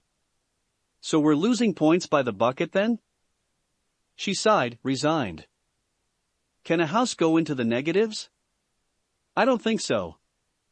I don't know if it's ever been tried. I don't know if we can lose more, then." "Dear Merlin," she hissed. "I stopped looking at the hourglass a couple days ago." "Are you telling me we're at 0? "Oh yes. Professor Snape seems determined to curb my politeness by means of punishing his house." Harry shrugged. "I'm not sure why this is a good plan." "Doesn't he keep giving you detentions too?" "Well, yes. But I know better than to show up to them." She shook her head and moaned. "I'm a virtual pariah, you know. Because I sat next to you on our first day, everyone assumes I'm your friend and treats me like it. Odd. Other than being polite to you, I'm not sure what could have given them that impression." "Well, if it makes you feel better, you can be my friend." "No, it doesn't." "Oh well." The door slammed open and Professor Snape stalked in. "Potter." He was already turning purple. Get your feet off the cauldron. Harry shrugged and lifted his feet, so they were an inch off the cauldron. Snape twitched. He began to take roll with something resembling hatred of the English language. Potter. What would I get if I mixed powdered wormwood and asphodel? Harry didn't open his eyes. I don't believe the answer is in our textbook, Professor. He paused. No. Nowhere. The only reference to wormwood is page 225, and it mentions the danger of adding it to chocolate pudding. Another pause. And no reference to asphodel at all. 20 points for your cheek, Potter. Just to be clear, sir, the cheek here is for knowing that the answer to a random question you posed is not in the text you assigned us as the one needed for this year in potions? Harry asked innocently.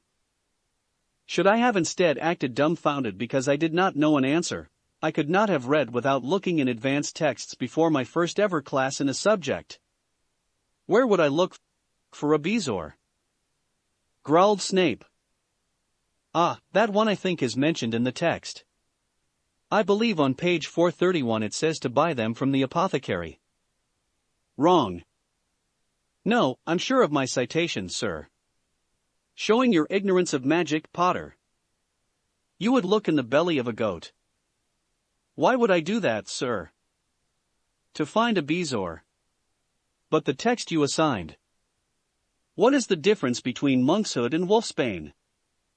The same as the difference between either of them and aconite, sir. So, you don't know. 15 points for failure to read. Harry cocked his head. But since the three are the same plant, I rather think I answered the question, Professor. Detention. Wonderful. I needed something to do this evening. I'll enjoy avoiding it. Thank you, sir. Snape had turned dark purple and kept muttering for several minutes.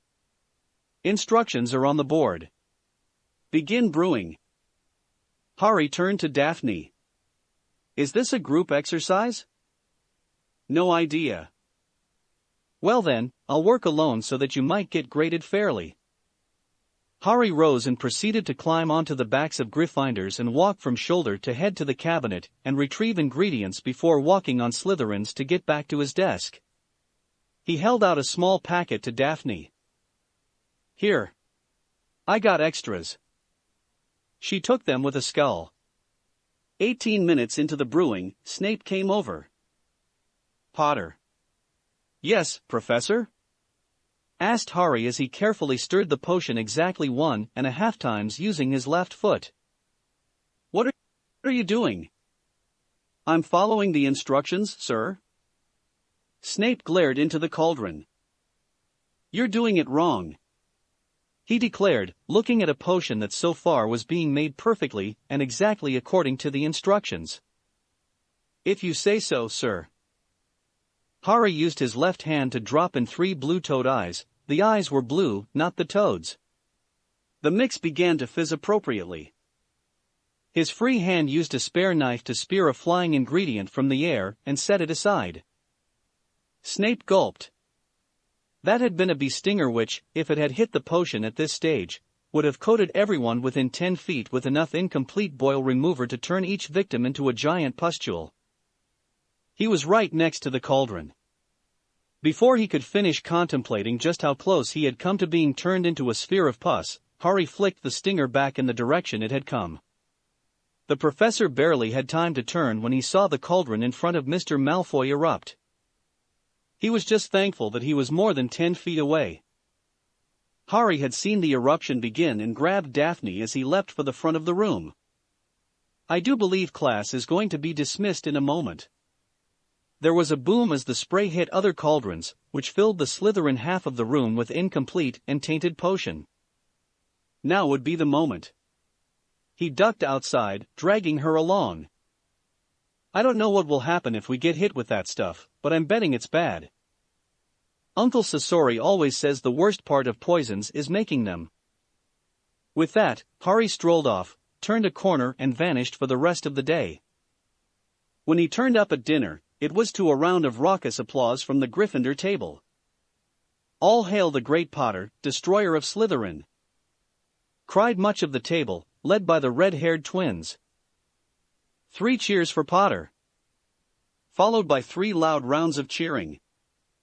Dumbledore rose. "Congratulations, Mr. Potter," he said. "In less than a week, you've done more for inter-house unity than I've seen in decades." "But Headmaster!" shouted Snape. "He set off a chain reaction in potions that has the rest of his yearmates in hospital." "To be fair," called Harry, "I only threw back something they had clearly lost. I thought they would want it returned." When Dumbledore nodded, Snape threw his hands up in the air and began to scream in incoherent rage. Harry sat down next to Daphne. "Will you be okay?" he asked. "Why?" "Because if they think you're my friend, they might try to kill you." "What?" "Oh yes. I'm fairly certain at least 2 people have tried it on me already." "What?" "So do be careful." My family's rich enough that an attack on me would be expensive." She shrugged. "Besides, attacking an unmarried pure-blood girl? That's just not done. We're too valuable in alliances." Harry nodded. "Understandable. I think at least one of my uncles might agree. I can't be sure which though. Maybe Uncle Sasori? He's good at politics." Harry got up and walked over to Professor Snape, holding his bowl of rice and vegetables. "Are you okay, Professor?" he asked. "You haven't taken a breath in quite some time." When no answer was forthcoming, he paused and then jabbed his fingers into the nerves on the professor's back. The man collapsed instantly. 10 points to Slytherin for care for head of house," said Dumbledore. Harry lifted the man onto his shoulders and began to walk out of the hall. "I'll put him to bed." Itachi looked up when one of the crows flew into the tower and dropped a letter on his desk. It was thick parchment and rolled tightly. With a kunai, he undid the binding and began to read. "Dear Dad. First, you won't believe what I learned. I blew up a Dark Lord at the age of 1. He was terrorizing the whole community here, so that probably makes him A or S, right? Anyway, you've got to tell Uncle Hayden that I got my first kill before I was out of diapers. Also, I figured out why that lady was looking like she wanted to eat Uncle Kisame. She can turn into a cat. I think she really did want to eat him, and not how Uncle Hayden was saying. Tell Uncle Kakozu I have more gold than him. I meant to write to tell you guys that before, but I was distracted. I estimated several metric tons of gold. So tell him haha please. Oh. I've already had at least 2 attempts on my life. But they were so amateur I don't think they count. I'm planning to escalate to lethal if things continue though. I thought I had, but the boy survived a kick to the head. I'm planning to step up my game. And I found that my defense professor apparently has a soul on the back of his head. Isn't that what you said Uncle Payne removed for me? I keep meaning to ask the medic if that's a common thing around here, but I get distracted exploring. Can you tell Toby that he's right that being cheerful and friendly is hilarious? They really do turn purple if you keep at it enough. Especially since my headmaster is aiding and abetting my efforts. I think he knows most of what I'm doing and is just screwing with everyone. Finally, I may have made a friend. She spends time with me because everyone thinks she's my friend, and since they hate me, they won't spend time with her. I don't know if that counts. Love from your son. Harry. P.S. I think my head of house is going to have a brain aneurysm soon. Harry didn't bother going to sleep that night. Instead, he simply lay in wait.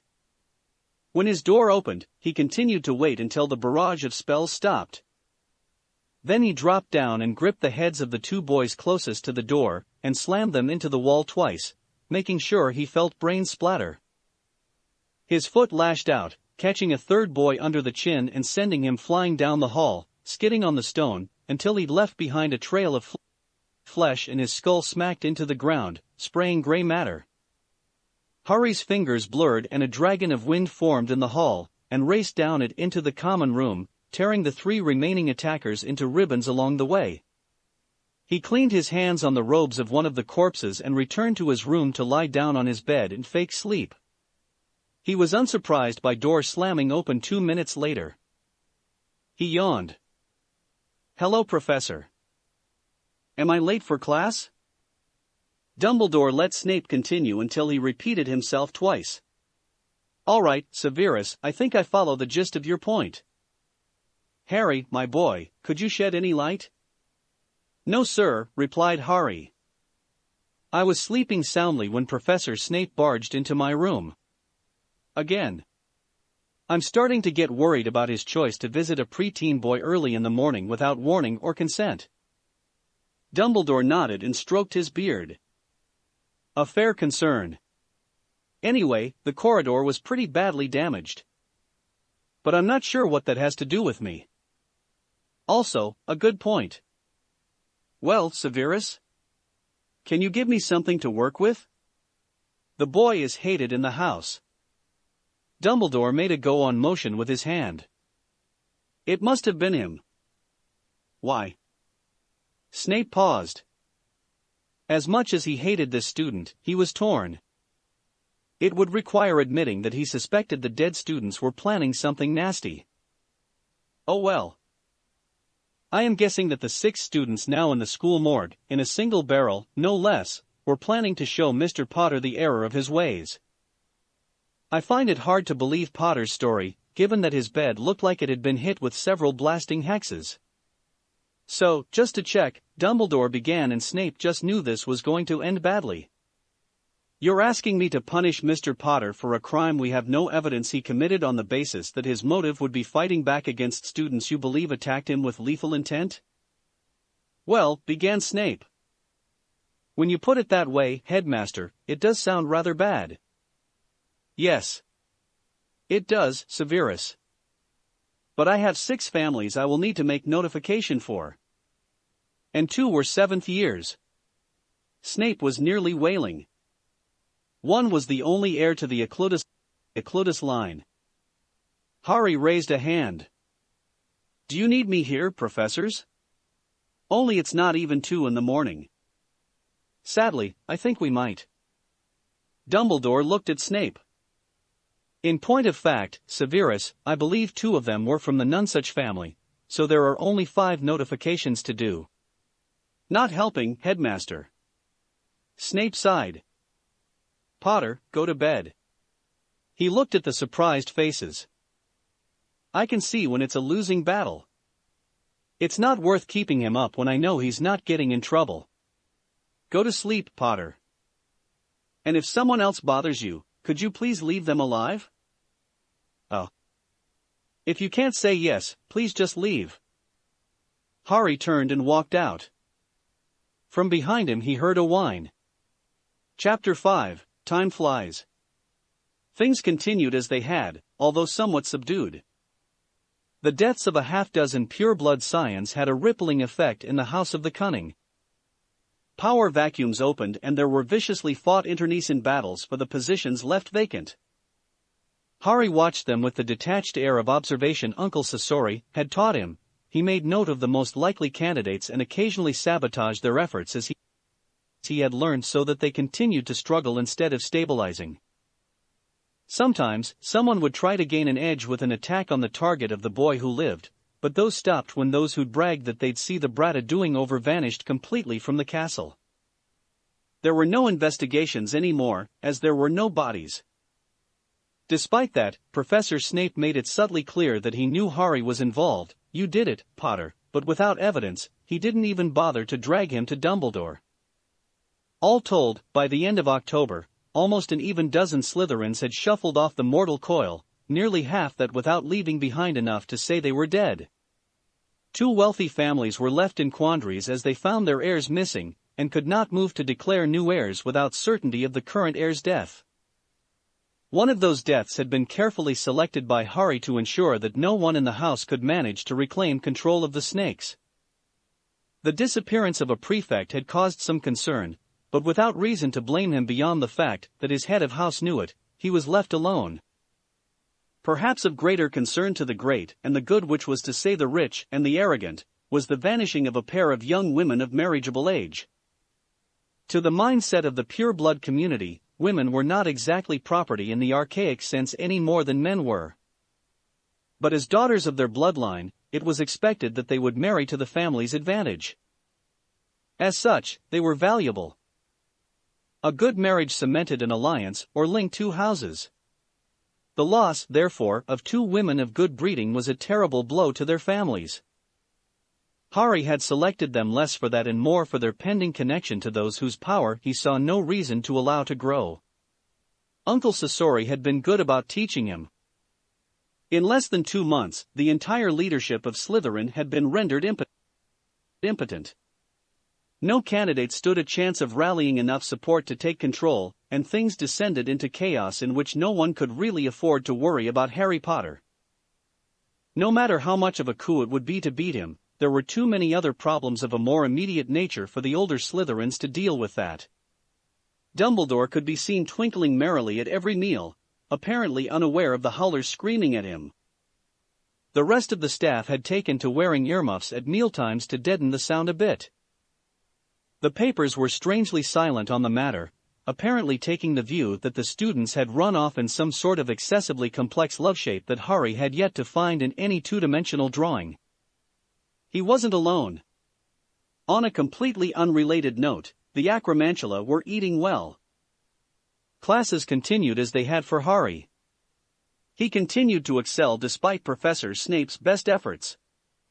To date, Malfoy had been hospitalized 15 times for various injuries without any punishment being issued to his assailant. Potions class was especially dangerous and 2 incidents had warranted 24 hours in the care of the Mediwitch. Other professors gradually began to notice that Harry was failing to even carry a wand, let alone use it for classes.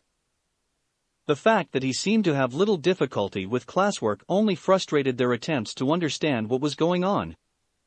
Even more frustrated was one Hermione Granger, who had taken to regularly informing Harry that what he had done was impossible, which was always ignored or answered with a repetition of the impossible task in question.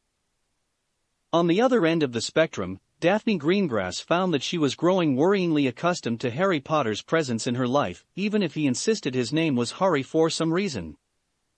She had discovered that he was able to help with classwork a little, although he kept trying to get her to stop using her wand. She had the horrible feeling she would end up doing so someday by accident, and he would be insufferably smug for weeks. On the upside, the chaos that enveloped Slytherin had meant that the first years were in flux. It had been expected by everyone that Malfoy would take up the mantle of command, as much as an 11-year-old could manage. Without the upper years to enforce that, he was having to rely on his father, which impressed no one. Since he spent much of his time apparently injuring himself, he failed to gather the respect needed to capitalize even on his family's power. With the Malfoy heir failing to live up to the potential of useless lout, the Parkinson family was no longer pursuing a marriage alliance. That, in turn, meant that the originally presumed power structure amongst the girls in the year was thrown. It had been assumed that Pansy would take up leadership by virtue of a connection with Malfoy. With that gone, she was no longer the rising star, nor did she have to worry about being one. Daphne had an advantage of sorts. She had been close friends with Tracy Davis before Hogwarts. During their first months, Tracy had distanced herself wisely. As a half-blood daughter of a Death Eater and a Muggle woman, she could hardly afford the risk of being associated with Daphne, and thus Harry Potter. Once it became clear that those above them were too busy to bother with such things, she was more than happy to resume her friendship with the young woman who, in turn, was glad to have someone to share the oddness with in the hopes that it could be diluted. She was dismayed to find that it merely seemed to increase sufficient to supply both of them. Because of the involvement of Davis, Daphne was the only person in the year with 2 friends whom she could count on. Though she was still unsure about Harry. The complexities of Slytherin meant that power was attractive to both those with daggers and those seeking shelter therefrom. Pansy, bereft of her position, grateful to not have to worry about being at the top, now sought protection, turning to the only member of their year with an existing alliance. The fact that this brought her into the orbit of Harry did not make her life any less complicated. With 3 of the 4 girls in their year aligned together, it was a natural result that Millicent would follow suit. The boys were then faced with the problem that their nominal leader was absent or failing, and half the house wouldn't answer to him anyway. Crabbe and Goyle had no choice but to stand by Malfoy because of their own familial responsibilities. Nott was stuck in the unenviable position of either submitting to the matriarchy that was forming as a de facto rulership in his year, or try and rally allies which consisted of Blaise Zabini. The problem was that Blaise was a wild card whose mother wasn't English and was rich enough, because of a series of truly unfortunate accidents that happened to her succession of rich, older husbands, that he didn't need to worry about the, as he called it, petty, parochial fights of the Englander. He also had no problem with female authority, given that his mother was a formidable woman able to convince a succession of men to marry her despite the tragedies that followed her around. The politics of the first-year Slytherins thusly looked something like Harry Outlier, Daphne Greengrass Matriarch Presumptive, Tracy Davis, Pansy Parkinson, Millicent Busseltrode Ladies in Waiting, Blaise Zabini Wildcard/Knight, Theodore Not Poor Bastard Out in the Cold, Draco Malfoy Loser, Vincent Crabbe Jr. Gregory Goyle Jr. Losers. Worryingly, Harry totally missed much of these developments. He focused heavily on the crippling of the upper years, and had done enough careful damage to destroy any chance of them having much power for at least a year. While he did so, he hadn't really been paying attention to his own peers. As a result, by the time he could have noticed, he had spent several weeks in the company of 4 girls and sometimes Blaise, and had registered it as the new normal. His new friends, meanwhile, found that they had somehow ended up befriending someone who was currently competing with Albus Many-Names Dumbledore for weirdness. Like Daphne and Hermione, they were constantly aware that their friend was regularly violating rules of magic and was explaining how they could do so as well. Since Daphne put up with him, so did they, and much like a fungus, he grew on them with a mix of youthful good humor and mature chicanery that reminded them of a Gryffindor, except that he didn't get in trouble. So, said Daphne over breakfast, Halloween is tonight. Harry cocked his head. He was having a bowl of dried fruit that had been rehydrated as part of cooking the rice that was also in the bowl. I think I read something about that. Night of Spirits where the dead walk or something, right? Yes, Pansy seemed a bit reluctant to broach the topic. But it's also Harry Potter Day. Harry looked up. Wait. What? Pansy looked around to discover that her companions had apparently decided to allow her the joy of explaining the concept to their mercurial friend. People celebrate it as the day you defeated the Dark Lord. Oh. I'm still a bit lost. I mean, it's badass that I killed someone at 18 months, but I'm not sure how I did it or anything. I don't remember it, that's for sure. Didn't some of our housemates hate me for it or something? There was a certain amount of sheepish nodding. Pretty much. But these days, everyone's busy. Tracy Davis looked at the other end of the table. As usual, there was a gulf between the first years and the rest of the house, occupied only by the 4 boys who were unaligned with anyone. And you've rather grown on us. We're all for power for purebloods and getting rid of mudbloods, added Pansy. But considering what our house has been reduced to, she was ignoring the glare Tracy was sending her way. Well, let's just say that there might be some questions about the way our parents do things. You mean, said Millicent, that we're not sure that it's such a good idea to be so cutthroat about everything that we end up gutting ourselves and becoming total nonentities within the Hogwarts community? Or allowing existing family politics to nearly stick us with Draco Malfoy as a leader of the house? Or the fact that even without Harry's drain on our points via Professor Snape, the man known for his utter bias for our house, that the older students are so busy jockeying for power that they've completely left everything else by the wayside and haven't noticed. When you put it that way, muttered Pansy, it sounds really stupid. Harry waved a hand. Can we get back on topic for a moment? There's really a day about me? Yeah. Which just goes to show they've never met you, hissed Pansy. They'd be more terrified than worshipful. I, for one, am glad. I suspect my mother prefers my father retired, thank you, commented Tracy. So, is there anything special about Halloween? The others looked at each other. You could say that, replied Blaze mildly. Is that why the house elves have been carting in pumpkins for the last week? Probably. And the reason that Professor Flitwick has been distracted during class and conjuring floaty lights with little sentient creatures in them? Again, probably. And why that giant moronic lump has been out killing deer in the forest every night? Maybe. And why Professor Stutterfaces has been bringing 2 trolls into the castle? It's posse. Wait, what? Blaze held up a hand. Could you run that by us again? Well, I know his name is Quirrell or something, but I call him Professor Stutterfaces because... Yes, we know. You've been calling him that since the first class. I don't think he was impressed. Blaze, like Daphne, had a mastery of dry tones that was second to none. I meant the troll part. Well, I don't know they're trolls. I mean, I've only read about them. But they look like trolls. He brought one of them to the corridor of Not Really Dangerous, and took it past the giant dog there. The other one is parked in his classroom, so I can only assume we're going to be covering trolls this week.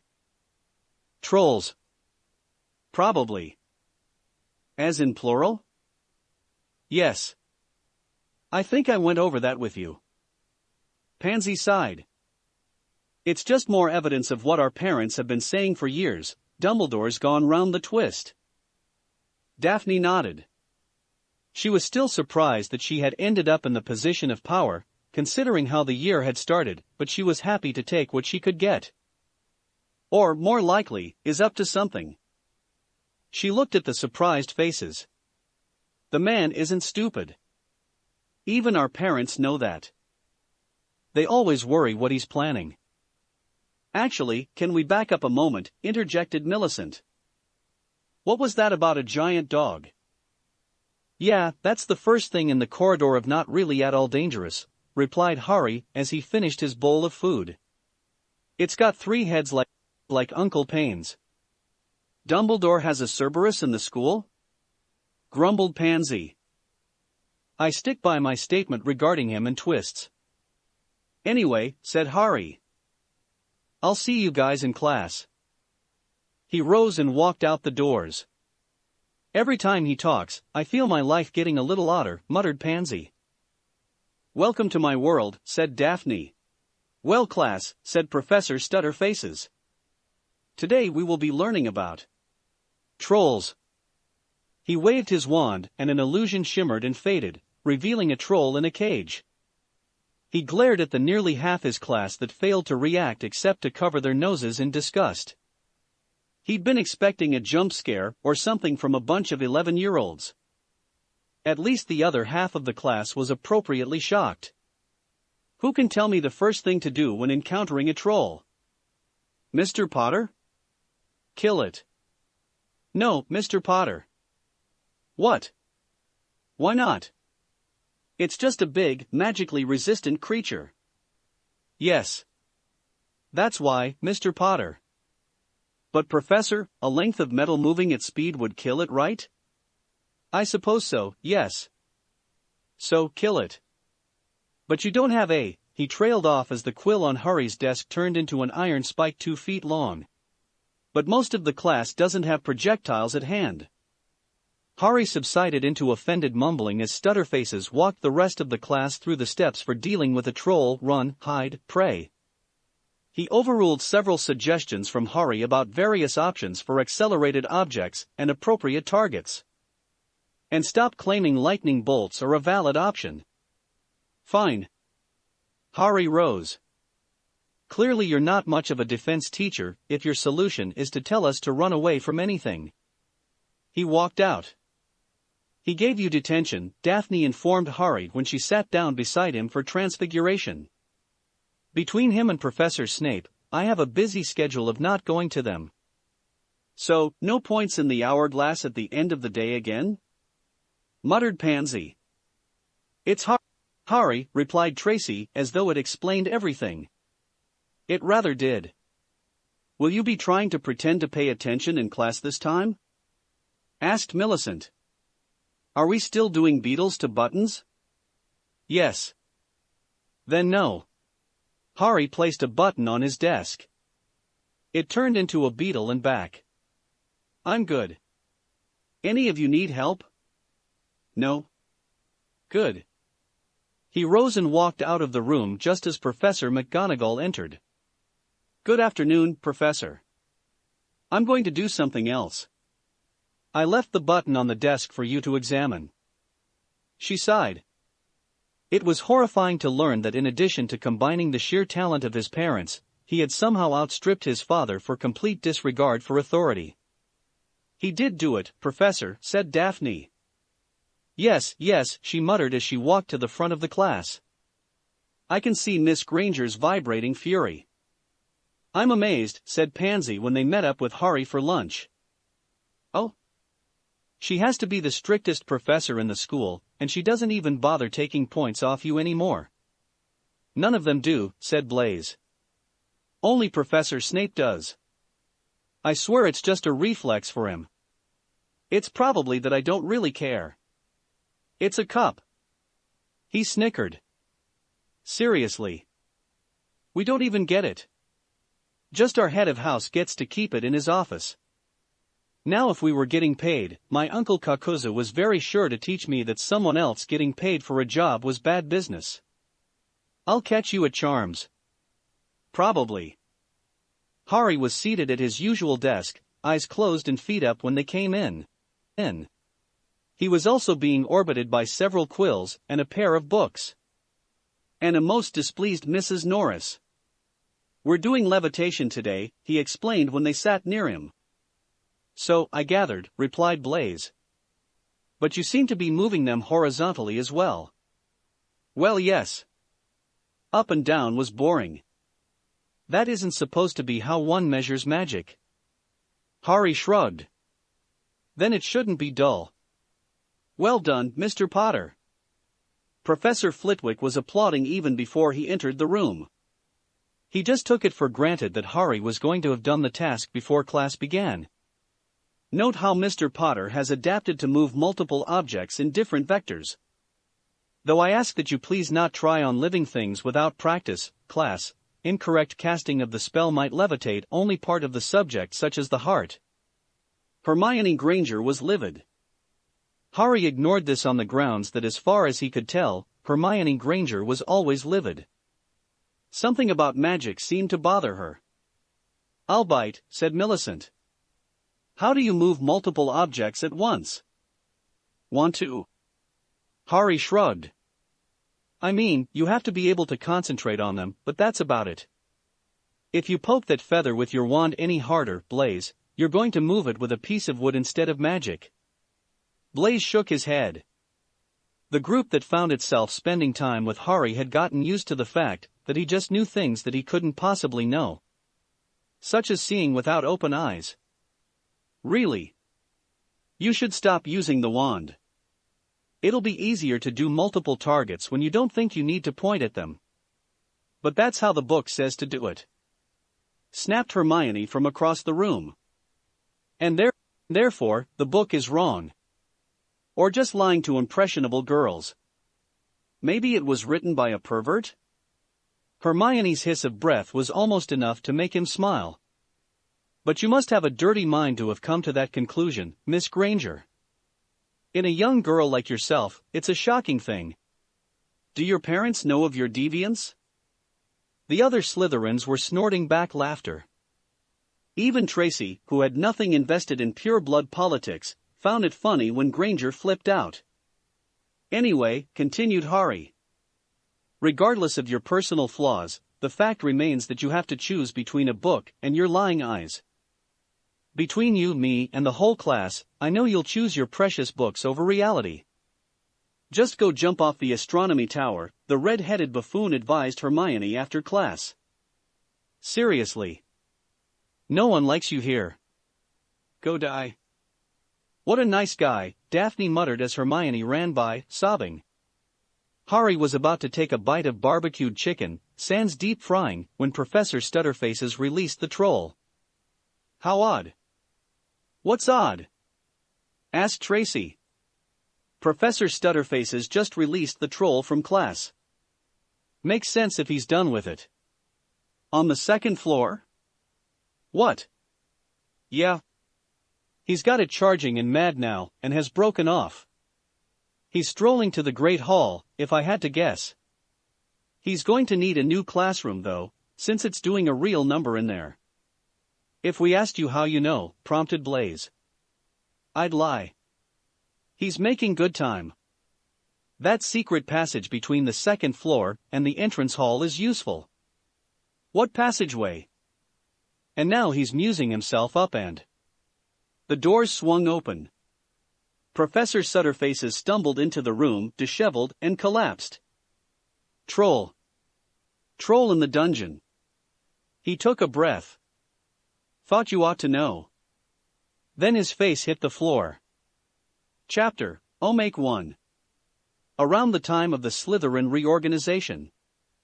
Itachi accepted the letter from the crow and nodded to it.